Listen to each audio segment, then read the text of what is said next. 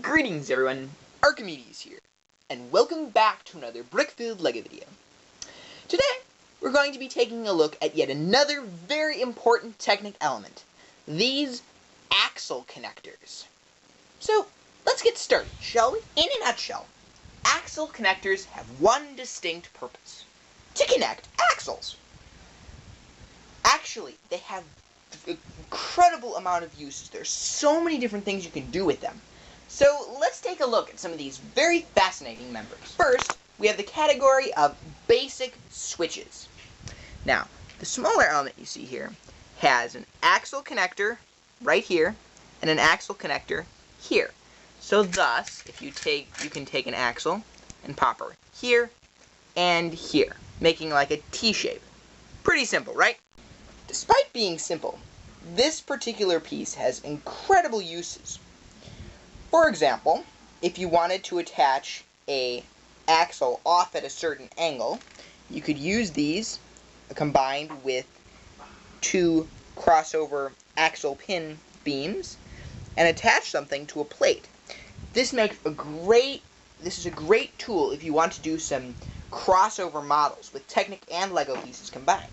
Short axle connectors are also useful if you want to make an element attached by an axle that rotates. For example, if you wanted to make a propeller for a plane, or a rotating arm like this. Another way of thinking about this piece is that it's very similar to these axle pin holders, like we saw a couple videos ago. Only, instead of having a pin holder, they fit with two axles. Really, any context you had this, but wanted a solid axle connection, as opposed to something that can rotate, this sort of piece, these simple switches, are your piece. As well as this, we also have these slightly longer switches. Now, these pieces have the same crosshole, just as our original switch. However, these have an axle extending from them, like this. The most obvious use for this piece is simply as a switch. You can attach many different things to an axle back here, and flip it in a model. Perhaps for some sort of transmission between two different gears, but we'll talk about a design like that in a later episode. You can also use this piece to make an elongated version of the original axle connector switch using a simple axle to axle connector member, like this. As you notice by this, however, this axle that protrudes from the axle hole is 3 half studs wide, or a beam and a half wide, which makes it a little abnormal. So as you can see, if I tried to stick a beam on it, a little extra pops out at the top. One use for this is that you could attach a half bushing here and have this element rotate freely on a model. Next, we have the tri-axle connector. As you can see here, this has an axle hole in the middle and has 3 protruding axles on each side.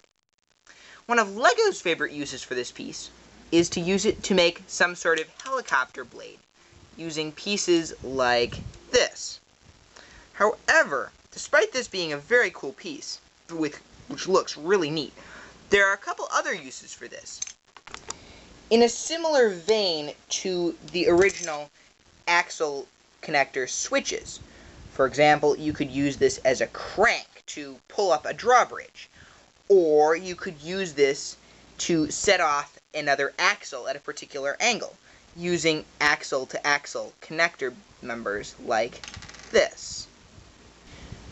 Personally though, because these pieces are 3-sided and are off at strange angles compared to the normal LEGO geometry, I find these pieces most useful in LEGO custom models, where you're using more LEGO pieces as opposed to Technic pieces. For example, as some sort of detail element.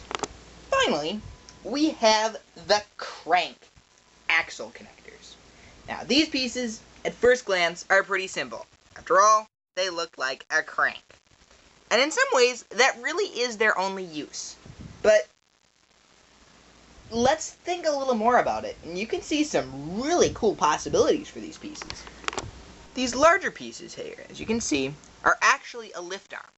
They're a half beam, which have this protrusion on the end that's a full beam. They have a cross hole on each end. Thus, you can stick an axle through both sides, like this, and you have a crank.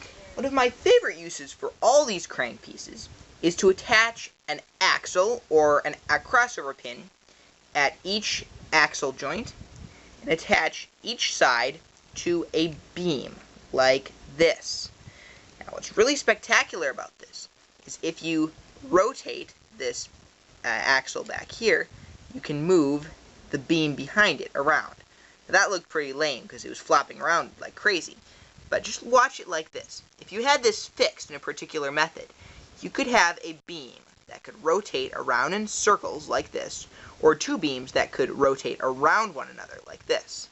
Just imagine the possibilities there. You could make a counterweight-based elevator that could rotate up and down, delivering minifigures to a higher platform up here, or a lower one down here. There are smaller versions of these cranks as well. For example, the 1x3 length one, which is, once again, a half beam wide with a protrusion on this end. But this one has a fixed pin on one side, making it very similar to the two-piece subassembly we made with the larger member, which had this kind of unsightly bump out over here. This element, however, doesn't have that protrusion on this side, which won't get caught on the beam when it's rotating. And that can be kind of useful. You can also note that this piece has an axle hole in the middle, as well as on the end, which is kind of nice if you want to attach another beam further out in this direction. One thing to note, though, is that on the other side of the pin, there is no axle hole. You can sometimes jam a usual Lego tube in there, but nothing more. However, these pieces are still very useful.